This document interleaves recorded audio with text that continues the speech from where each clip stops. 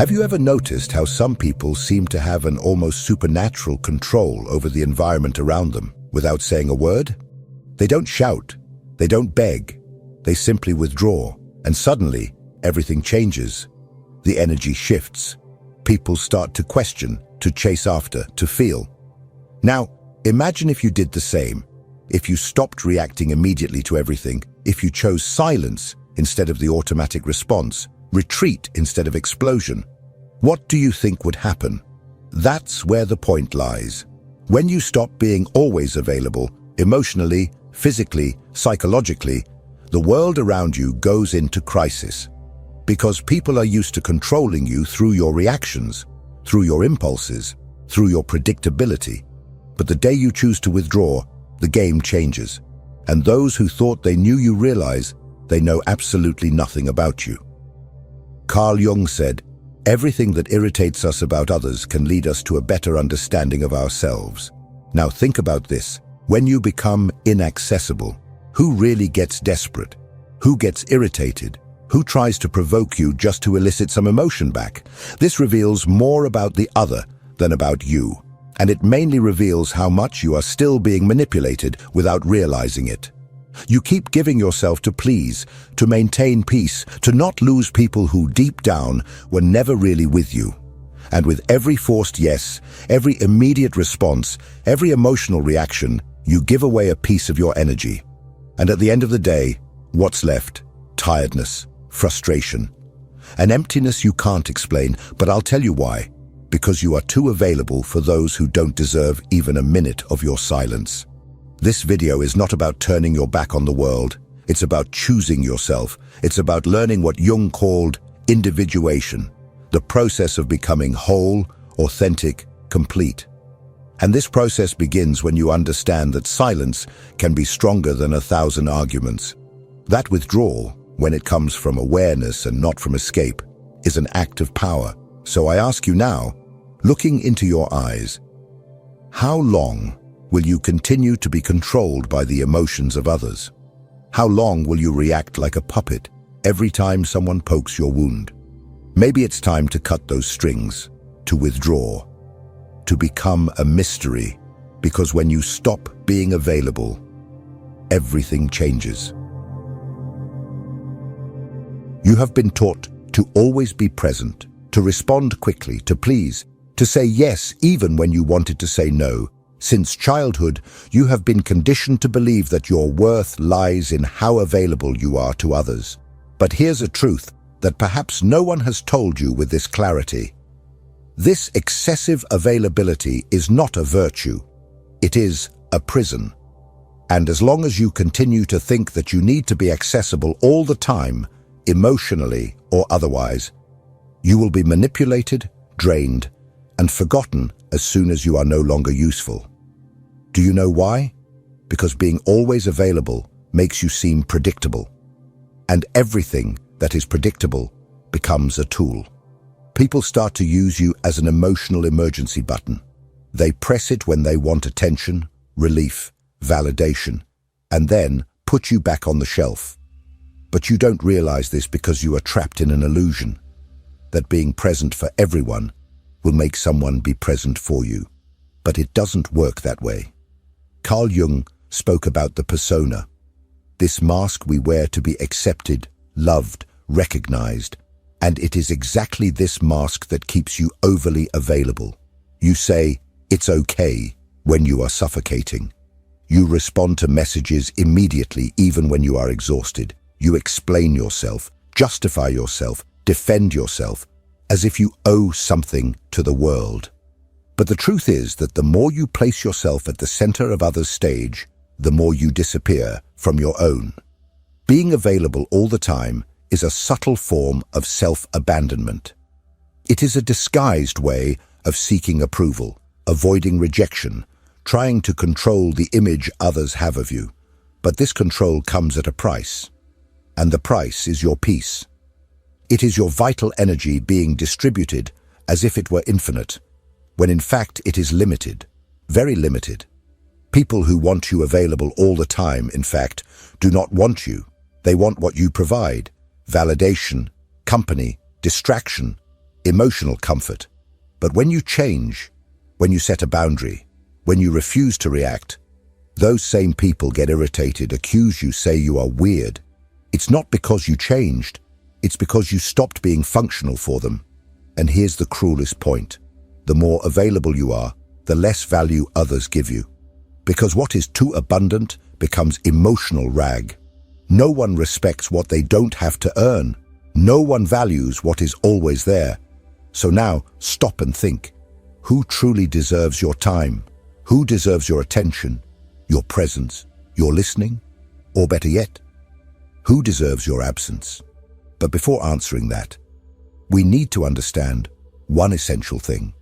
Why do we react so much? Why do we give in so easily?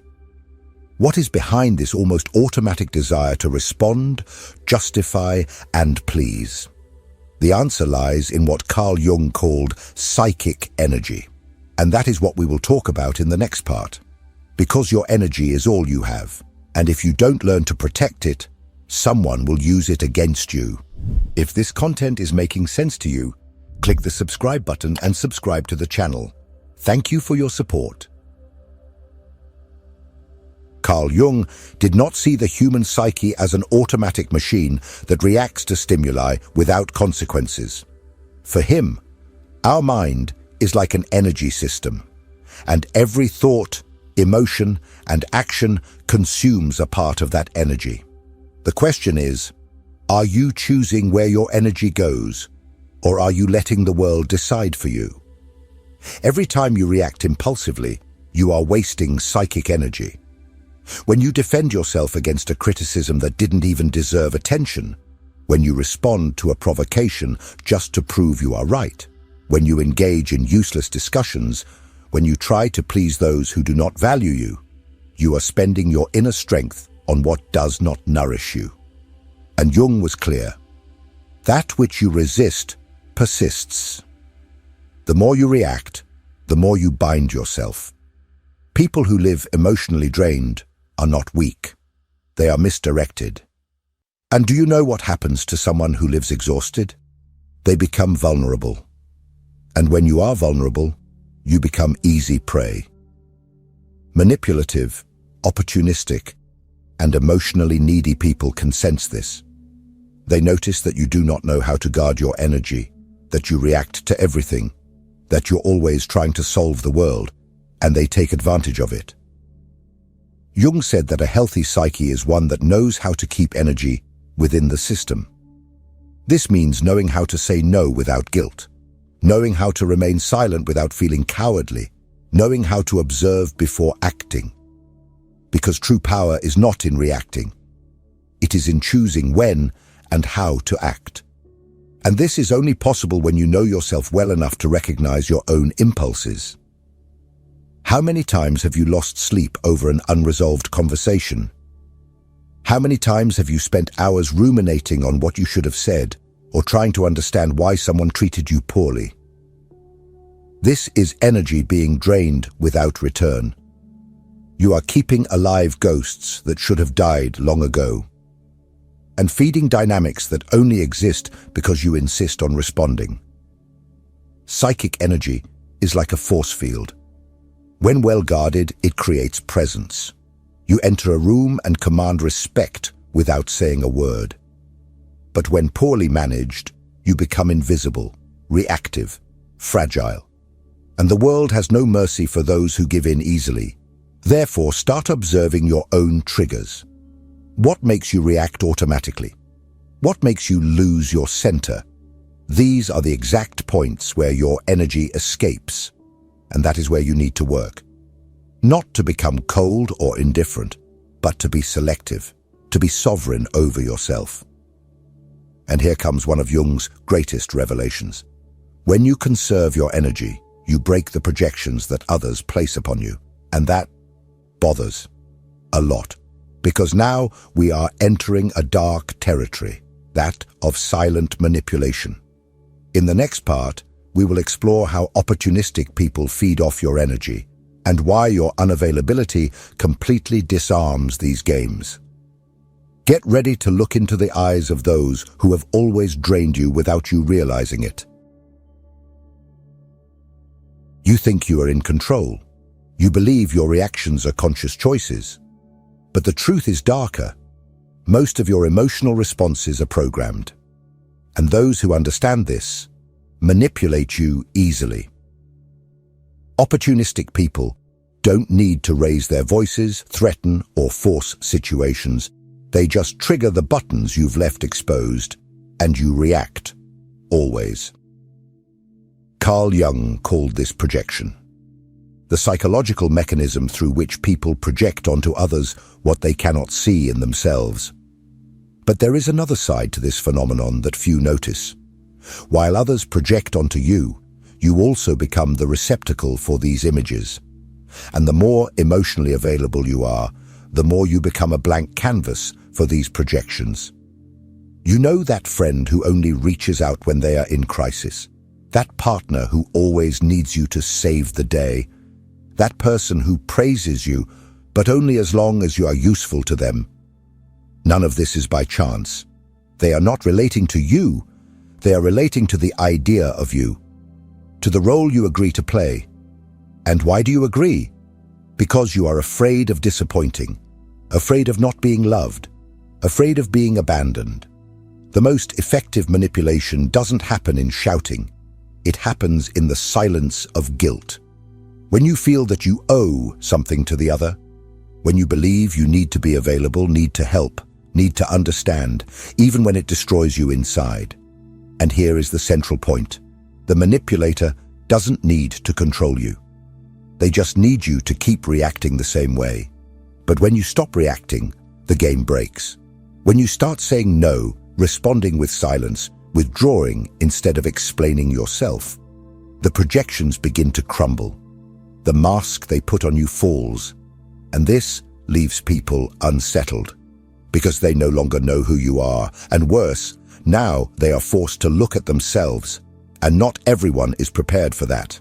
Your unavailability is a threat because it forces others to confront their own emptiness. The silence you offer reveals the internal noise they don't want to hear. And then comes the attack, the criticism, the emotional drama, not because you are wrong, but because you stopped serving as a convenient mirror. Jung said, "We do not become enlightened by imagining figures of light, but by making the darkness conscious." When you withdraw, when you stop feeding the cycle, the other's shadow begins to emerge. And this is unbearable for those who have always used you as an escape. But what about you? Are you ready to deal with the discomfort of being misunderstood, rejected, or even attacked for protecting yourself? Are you ready to endure the silence that comes after the rupture? Because it is precisely in that silence that a new kind of power is born. And that is what we will talk about now.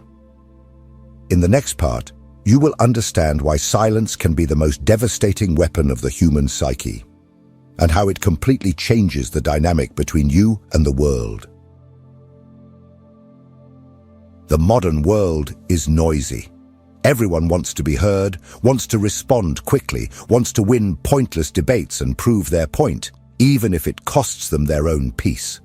But there is a power that few know, and even fewer master. The power of silence. Not the silence of passivity or cowardice, but conscious, strategic, brutally lucid silence. The kind of silence that is not absence, but amplified presence. Carl Jung saw silence not as a void, but as a fertile ground for inner transformation. When you stop reacting, you begin to observe. And by observing, you see patterns that previously went unnoticed. Emotional repetitions, manipulation games, cycles of self-sabotage. Silence allows for lucidity. And lucidity is dangerous for those who live to control you. Have you noticed how some people panic when you don't respond? When you don't explain yourself? When you simply disappear? It's not because they miss you. It's because your silence takes away their narrative control. While you speak, you are still in the game. But when you are silent, you change the rules. And that unbalances anyone who thrives on your reaction. True silence is not the absence of voice. It is mastery over one's own energy. It is the refusal to be dragged down by someone else's emotions. It is the conscious choice not to engage in battles that are not worth your wear. Jung said that individuation, the process of becoming who you truly are, requires this distancing, because only in silence can you listen to yourself without the world's interference. But don't be fooled. Silence has a price. It will distance you from people who only valued you for the role you played. It will make you incomprehensible to those who only saw you through their own projections. It will make you seem cold, distant, arrogant. But all of this is a reaction from those who never wanted to deal with your depth, only with your utility. And here is the hard truth. The more you mature, the more selective you become with your words, because you understand that each sentence is an energetic investment, and not everyone deserves access to your truth. Sometimes silence is not retreat. It is sovereignty. It is the language of those who no longer need to prove anything to anyone. Silence is uncomfortable because it forces the other to deal with their own thoughts, with their own internal noise, and this discomfort reveals more about them than any argument of yours could reveal. You don't need to explain your absence. It explains itself, and those who feel threatened by it reveal how much they depended on your imbalance to maintain their own control. But the most powerful silence is not the one that disturbs the other. It is the silence that reconstructs you from within. The silence that connects you to something beyond external approval. It is in this internal space, free from others' demands, that you begin to recover your vital energy, to reconnect with your essence.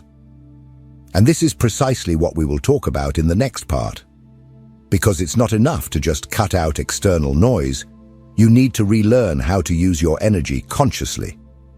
To choose where it goes, where it stays, and most importantly, where it should never be wasted.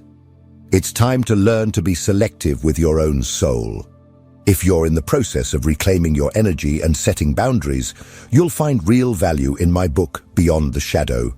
It breaks down Jung's most important ideas and gives you tools to protect your energy, set boundaries, and reconnect with your true self. Link is in the pinned comment. It's no use understanding all of this intellectually if, in practice, you continue saying yes when you mean no, responding to messages that bother you, participating in empty conversations, and maintaining relationships that only exist out of inertia. Awareness without action is just another form of self-deception. True transformation begins when you firmly decide to become selective. And this requires emotional discipline. Conscious unavailability is not about being cold, arrogant, or indifferent. It's about no longer being accessible to anyone, at any time, for any reason. It's about taking control of your own energy, your own time, your own peace.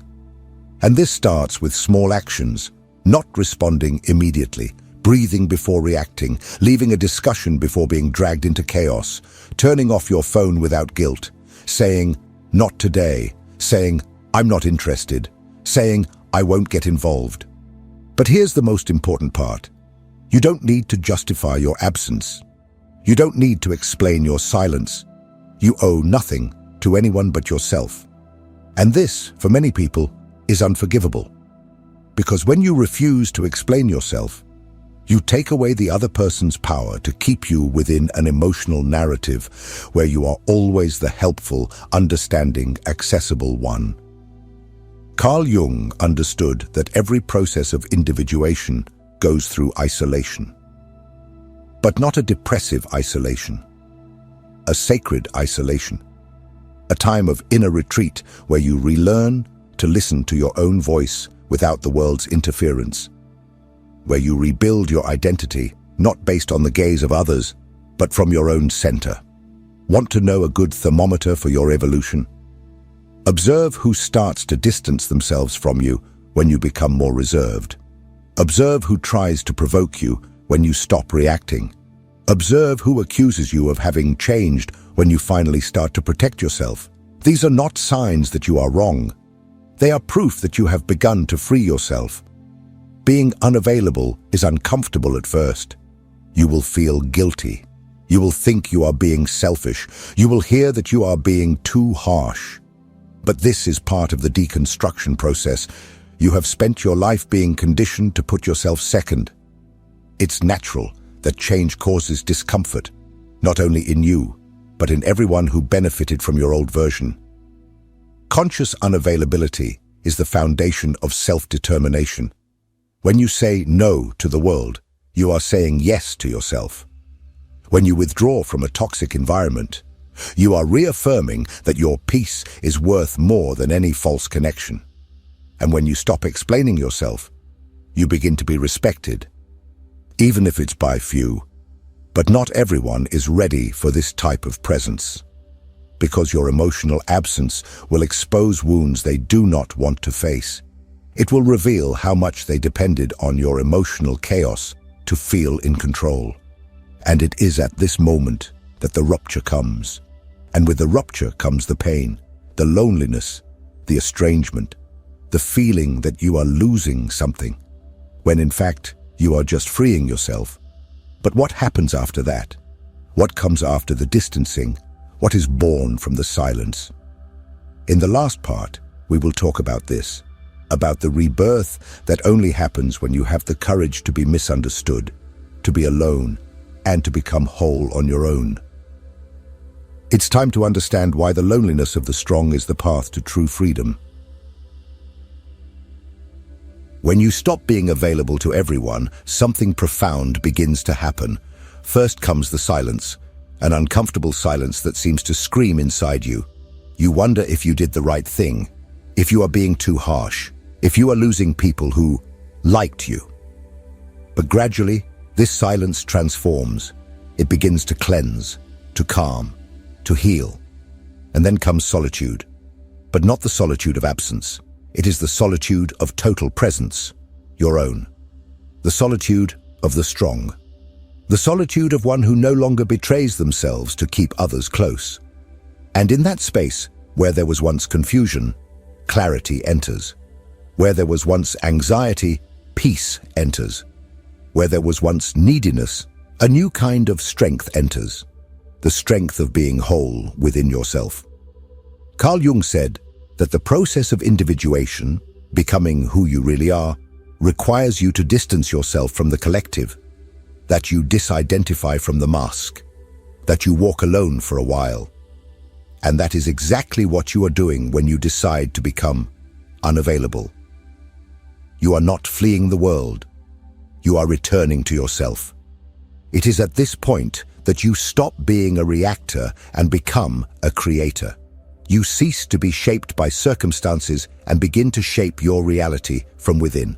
The people who feel uncomfortable with your absence, they reveal that they never wanted you. They wanted the role you played. And now that you no longer fit, they don't know what to do with you. And that is liberating. You will lose people, but you will find yourself. You will distance yourself from places, but you will reconnect with your essence. You will become misunderstood. But finally, you will begin to be respected. Because when you are no longer available for anything, you become valuable, rare, unforgettable. And don't be fooled, this is a rebirth, a new beginning, the start of a life where you are no longer available for emotional crumbs, for mind games, for voids disguised as affection. Now you only accept what resonates with your peace, with your truth, with your wholeness. And if you have made it this far, it's because a part of you is already ready for this new path. A part of you has already understood that being loved means nothing if, for that, you have to abandon yourself. And that true self-love begins when you choose yourself, even if it costs you to be alone for a while. Now tell me in the comments, are you ready to be misunderstood, rejected, or even hated in the name of your inner freedom? Are you willing to pay the price of being you? If this message touched you, if it made sense, write in the comments, I choose my peace. Let's see how many here are ready for this transition. And don't forget, keep watching the next video. It's important. much more than you imagine. See you there.